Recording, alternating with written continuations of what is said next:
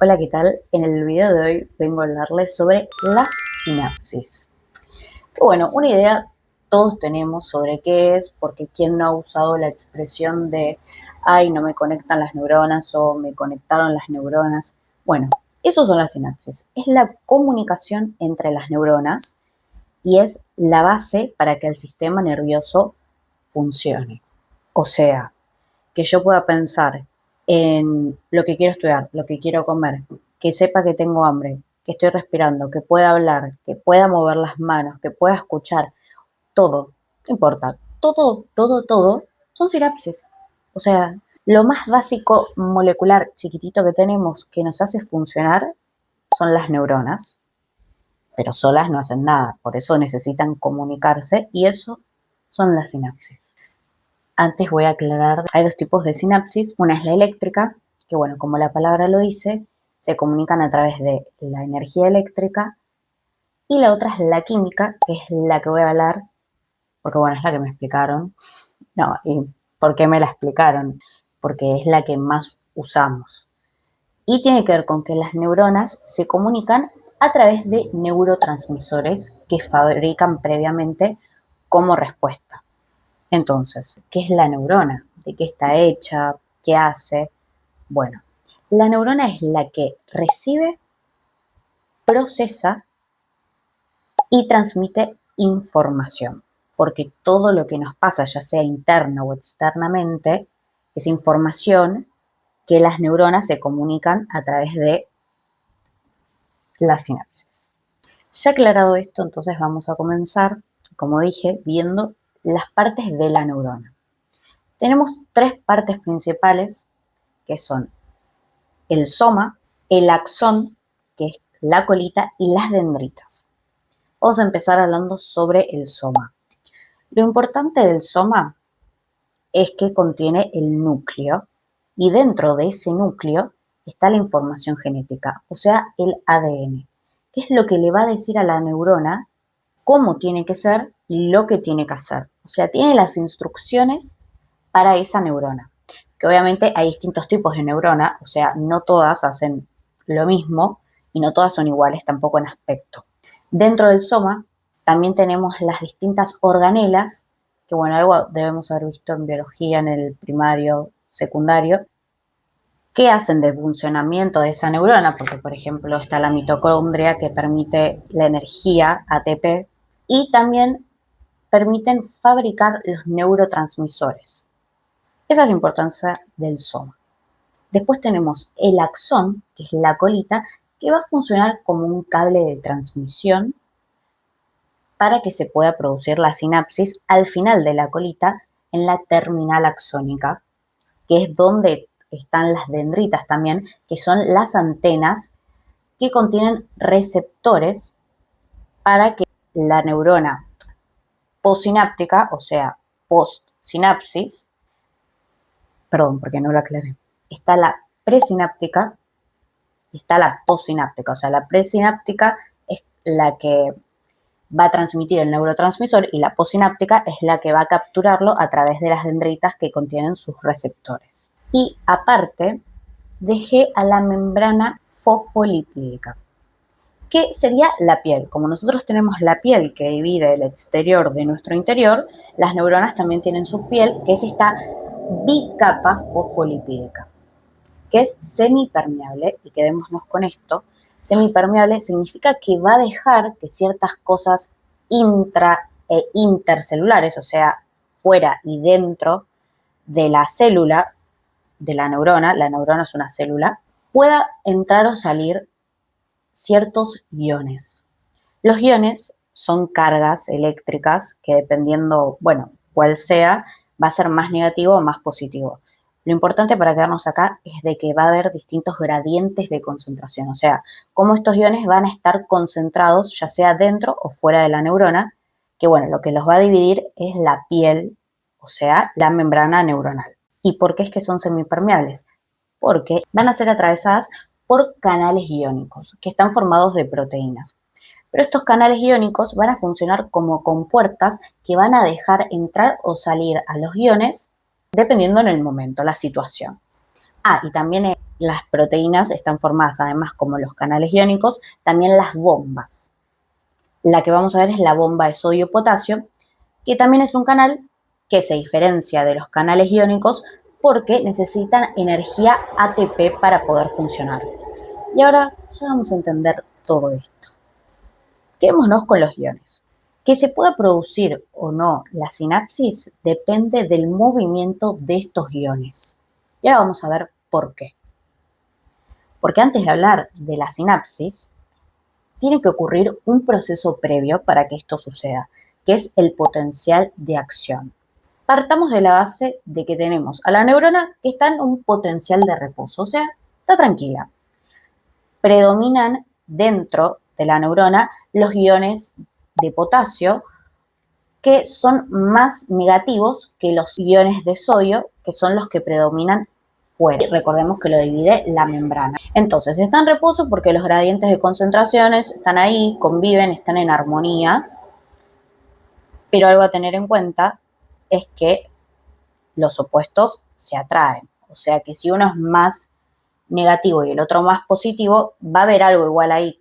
Como está la membrana, no pasa nada, pero se pueden llegar a atraer. Entonces la neurona está tranquila, está en reposo, pero si recibe una señal eléctrica proveniente de otra neurona que sea superior a su umbral de voltaje, o sea, a su carga eléctrica, que son menos 70 milivoltios, se va a producir el potencial de acción. Y este proceso se conoce como todo o nada, porque si esa señal eléctrica no supera esa carga, la neurona es como que no le importa, va a ser insensible, como no me pasa nada. Pero si lo supera, sí va a pasar. Por eso es que se dice todo o nada. Y acá introduzco una nueva palabra que es despolarización. Tiene que ver con las cargas eléctricas, los polos. La neurona cuando está en potencial de reposo significa que está polarizada. O sea, están los polos. Potasio dentro, sodio afuera. Pero si esta señal eléctrica supera los menos 70 milivoltios, o sea, el proceso es todo, se va a producir el potencial de acción que lo caracteriza es que se va a despolarizar la membrana.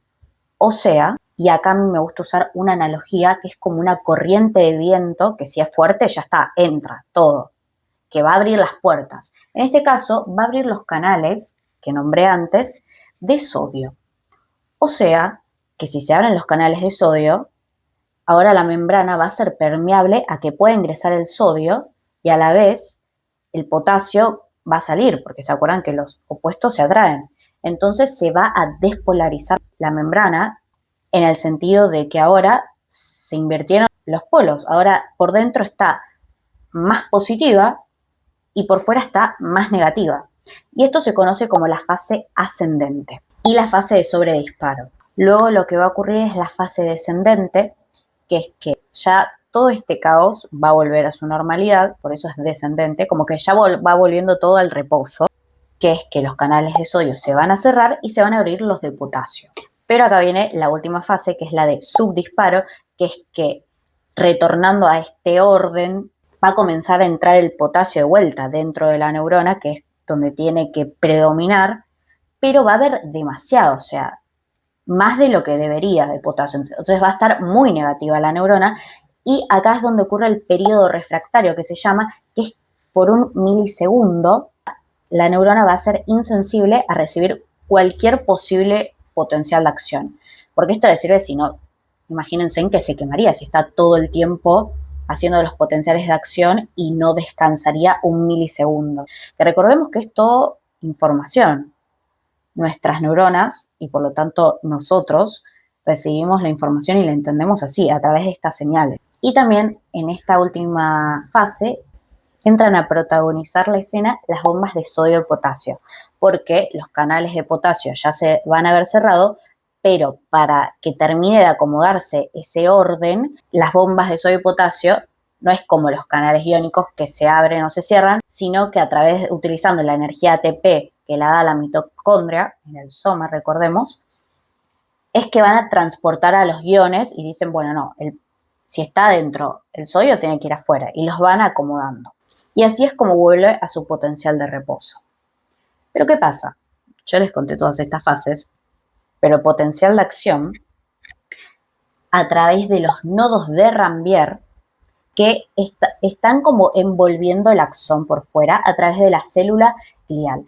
Son un tema aparte, pero lo importante acá que lo que hacen es mielinizar el axón. O sea, lo envuelven con una capa, dejando estos espacios que serían los nodos de Rambier, que lo que permite es aislar la energía eléctrica. Entonces, este potencial de acción, en vez de viajar por el interior del axón, que tardaría más, lo que hace es saltar de nodo en nodo. Hace como tuk, tuk, tuk, tuk, y llega a la terminal axónica para que ahora sí se empiece a producir la sinapsis. Algo que quiero aclarar es que yo lo voy contando así secuencialmente, pero la verdad es que es algo instantáneo que pasa, que es muy complejo de explicar, pero es increíble porque pasa en milimésimas, o como se diga, de segundos y por un montón de lugares. O sea, es realmente maravilloso. Maravilloso, maravilloso. Entonces, la energía saltatoria hizo todo el caos por el axón, el potencial de acción, y ahora llega a la terminal axónica, que acá es donde están las vesículas sinápticas, que lo que hacen es almacenar los neurotransmisores que antes se generaron en el soma. Es como que los guardan ahí para que cuando llegue este momento, que es que el potencial de acción llega, hagan lo que ahora paso a contarles. Lo que hace es despolarizar nuevamente la membrana, haciendo que se abran los canales de calcio. O sea que van a empezar a entrar dentro de la neurona los iones de calcio. Y esto las vesículas lo van a tomar como señal para liberar los neurotransmisores. Lo que hacen es bajar hacia el límite de la membrana, o sea, de la piel ahí en el límite, anclarse y fusionarse, o sea, se vuelven uno, entonces directamente liberan los neurotransmisores en el espacio sináptico o la hendidura, que es ese espacio entre la neurona presináptica, que es todo lo que estoy contando, y la postsináptica, que es donde el neurotransmisor va a ir. Y este proceso de liberar el neurotransmisor se conoce como exocitosis. Y ahora nos vamos a centrar en la neurona postsináptica, que es la que va a recibir esos neurotransmisores de los que acabamos de hablar, a través de las dendritas, esas antenas, ¿se acuerdan? Porque las dendritas están en el soma, como un sol, y en el final también. Y bueno, y acá inhalemos. Hay dos tipos de receptores. Están los ionotrópicos, que tienen que ver un poquito con lo que veníamos hablando de los canales iónicos, y los metabotrópicos, que son un poco más complejos. Vamos a arrancar con los ionotrópicos. Estos receptores tienen como una cerradura de llave que cambian su agrupación y así es como identifican al neurotransmisor. Lo importante acá es que estos canales iónicos van a ser dependientes de cierto neurotransmisor. Hay un montón de neurotransmisores, muchos los conocemos como dopamina, serotonina, cortisol, demás, pero acá nos vamos a centrar en dos que son los más importantes, que tienen que ver con la actividad de las neuronas, o sea, que sean más activas o que se inhiban y empiecen a calmarse. Estos dos son GABA, que tiene que ver con que la neurona se inhiba, y el glutamato, que tiene que ver con que se excite y funcione más. ¿Y por qué es que me tomo este tiempo para explicar esto? Porque dependiendo el canal iónico que va a ser dependiente de cierto neurotransmisor, o sea, van a ser selectivos a ciertos neurotransmisores. El GABA no puede entrar por el canal iónico del glutamato, ¿se entiende? Entonces, los canales iónicos van a ser permeables no solamente a su neurotransmisor, sino también a cierto ion, como los de calcio, potasio y sodio que vimos antes. Esto quiere decir que entonces también se va a producir una despolarización o hiperpolarización, que es que entra mucho más de lo mismo, como ocurrió antes con el potencial de acción. Es medio un trabalenguas, pero ya lo vamos a entender. Por ejemplo, los canales iónicos dependientes de GABA son permeables al ion de cloro. Y el cloro es más negativo. Y los canales iónicos que son selectivos hacia el glutamato también lo van a hacer hacia el sodio, que es más positivo. Esto quiere decir que si ingresa mucho cloro, que es más negativo, va a inhibir la actividad de la neurona, generando PIPs, potencial inhibitorio posináptico. Y en el caso del glutamato, que ingresa sodio, que es más positivo, lo que va a hacer es generar PEPs, potencial excitatorio posináptico. Por eso se dice que el GABA inhibe la actividad neuronal debido al cloro y el glutamato excita, o sea, hace que la actividad neuronal sea más debido al sodio. Todo esto ocurre mientras estos receptores, los canales iónicos, están captando los neurotransmisores. Entonces, una vez que cesa esa recepción de neurotransmisores, la neurona es como que va a hacer una cuenta, a ver cuántos PIPs y cuántos PEPs hay. Si hay más PIPs que PEPs, significa que no va a transmitir la información a otra neurona, o sea, no va a haber más sinapsis.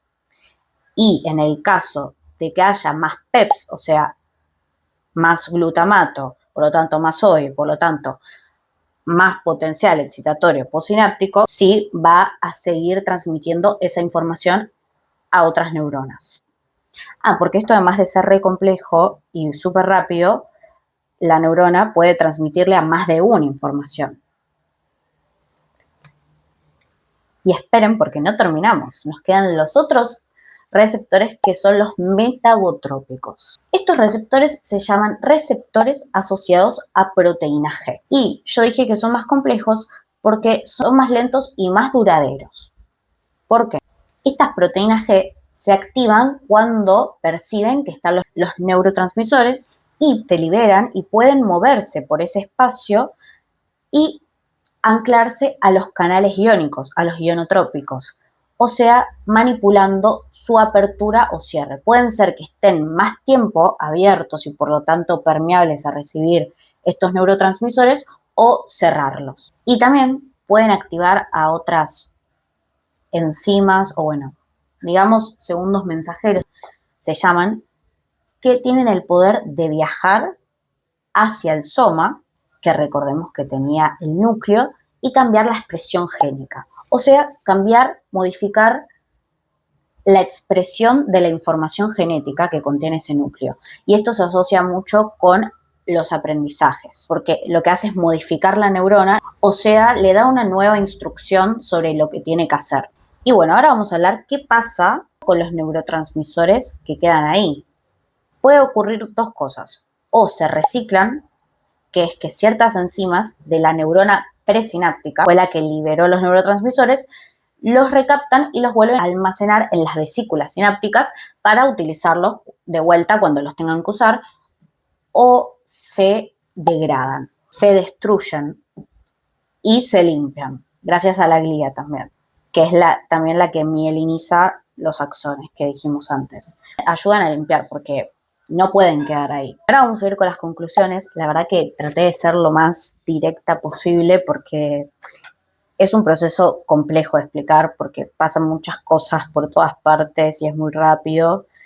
Y bueno, lleva tiempo poder entenderlo y explicarlo. Así que espero que haya servido, que haya sido bastante clara y directa para que se pueda entender lo más fácil posible. Te había dicho al comienzo, las neuronas son la base del funcionamiento de nuestro sistema nervioso y por lo tanto de nosotros, porque todos nosotros funcionamos gracias a eso. Son células que trabajan para que nosotros funcionemos y muy complejamente, porque miren todo lo que yo tardo en contar esto y ocurren miles y miles por milésimas de segundos por todas partes de nuestro cerebro.